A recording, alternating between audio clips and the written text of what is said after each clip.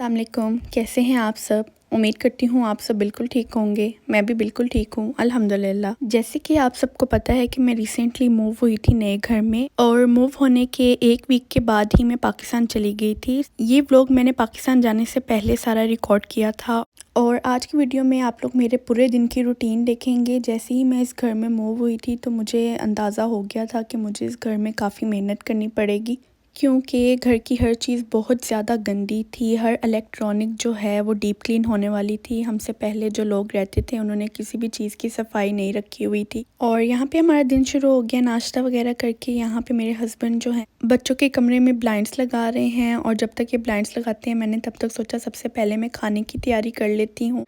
अगर खाने का काम हुआ होगा तो उसके बाद क्लीनिंग मैं आराम से कर सकती हूँ सारा दिन और खाने की भी फ़िक्र नहीं होगी और बाहर से भी मंगवाना नहीं पड़ेगा, क्योंकि मुझे पता है आगे आप लोग देखेंगे कि मैंने कितनी ज़्यादा सफाई की है आज पूरे दिन में। हर चीज़ कितनी गंदी थी और बहुत मेहनत लगी उस पर। मेरा मूव इन होने के बाद कोई तीसरा या चौथा दिन है और मुझे काफ़ी टेंशन थी क्योंकि मेरे पास सिर्फ एक ही वीक था जिसमें मैंने थोड़ा सा काम करना था। सफाई का बहुत ज़रूरी था क्योंकि बहुत ज़्यादा गंदगी थी और मैंने इसके बाद पाकिस्तान भी चले जाना था, इसलिए मुझे और ज़्यादा प्रेशर फ़ील हो रहा था कि मैं जल्दी जल्दी बस अपने काम जो हैं वो कर लूँ। और मूव इन करना कितना मुश्किल होता है मुझे ये मूव इन करके अंदाज़ा हुआ, क्योंकि मैं अकेली एक औरत थी जो पूरे घर का काम कर रही थी और मेरे पर इतनी रिस्पॉन्सिबिलिटी थी घर का काम करने का भी, मूव इन का काम करने का, अनपैकिंग करने का, क्लीनिंग करने का और उसके साथ साथ 2 छोटे बच्चों को भी देखना होता है, तो काफ़ी ज़्यादा काम बन जाता है। यहाँ मैंने जल्दी जल्दी से जो है खाना बना लिया था और खाना मेरा बिल्कुल रेडी हो गया था। बस आज की मेरी सबसे पहले जो काम है वो ये है कि मैंने इस चूल्हे को साफ़ करना है और अभी आप लोग इसकी सिचुएशन देखेंगे कि ये चूल्हा मुझे किस हालत में मिला था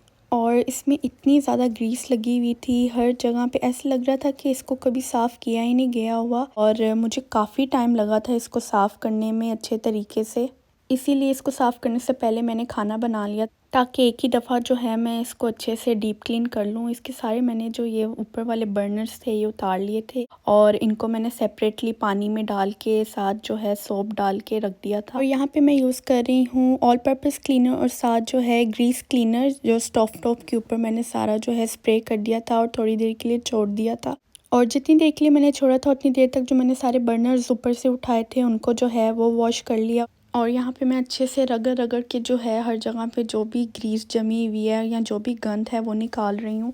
और ऊपर से साफ़ करने के बाद जो सबसे गंदी जगह थी वो ये थी और यहाँ पे जो है ये सारी ग्रीस जमी हुई थी और इसको निकालने के लिए मैं यहाँ पे नाइफ़ का इस्तेमाल कर रही हूँ और आप देखें किस तरह ये सारा गंद जो है जमा हुआ बाहर आ रहा है। मैंने इसको पहले स्प्रे कर दिया था ताकि ये नरम हो जाए और इजीली बाहर आ जाए और साफ़ हो जाए। और ये बाहर निकालते हुए इसको साफ़ करते हुए इतनी सेटिस्फेक्शन भी हो रही थी क्योंकि ये मुझे इतनी बुरी लगती थी जगह, इतनी मुझे गंदगी फ़ील होती थी इसको देख के। और आज इस किचन में मैंने अपना पहला खाना बनाया है और इस खाने के बाद मैंने डिसाइड किया हुआ था कि आज इस चूल्हे को तो मैं अच्छे तरीके से साफ़ करके रहूँगी, क्योंकि मुझे तो इस तरह की चीज़ों से बहुत नफ़रत महसूस होती है।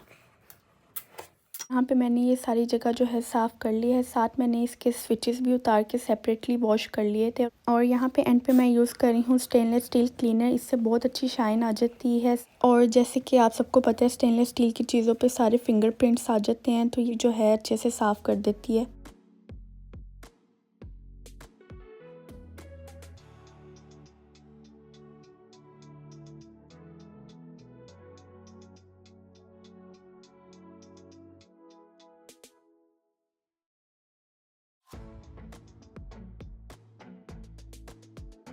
बस यहाँ पे जो है मेरा चूल्हा साफ़ हो गया था। अब मैंने आज करनी है बहुत ज़्यादा लॉन्ड्री और लॉन्ड्री करने से पहले मुझे यहाँ पे लॉन्ड्री रूम को करना पड़ेगा साफ़।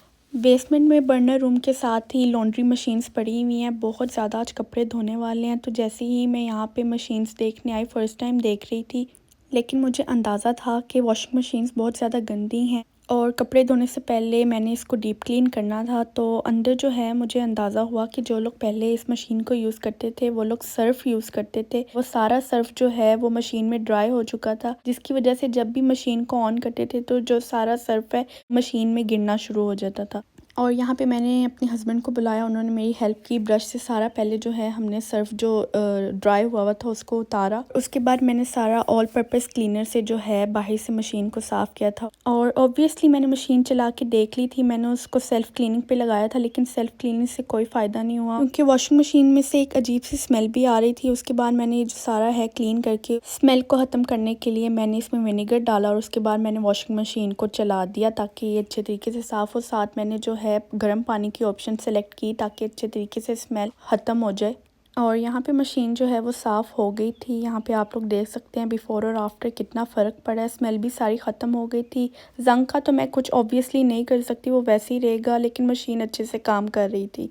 और बस यहाँ पे मैंने जो है लॉन्ड्री डाल दी थी और मशीन चला दी थी ताकि मेरा ये काम जो है साथ साथ होता रहे। और अब जो है मैं ड्रायर की मशीन को साफ़ करूँगी अंदर और बाहर से, ये भी काफ़ी गंदी थी।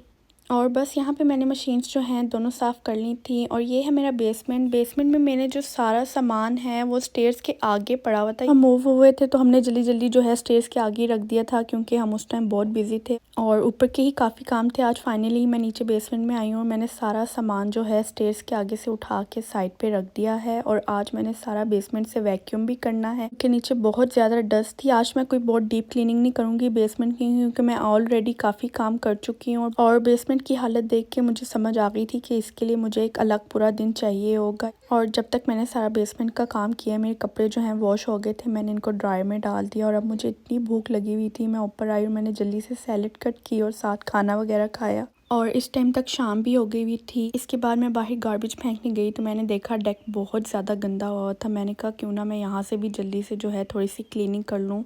और शुक्र किया कि सुबह ही खाना बना लिया था। अब आराम से बैठ के खाना खाया और इतनी खूबसूरत शाम हो रही थी जब सनसेट हो रहा था। इतना खूबसूरत आसमान लग रहा था, देखिए कितने प्यारे कलर्स नज़र आ रहे हैं।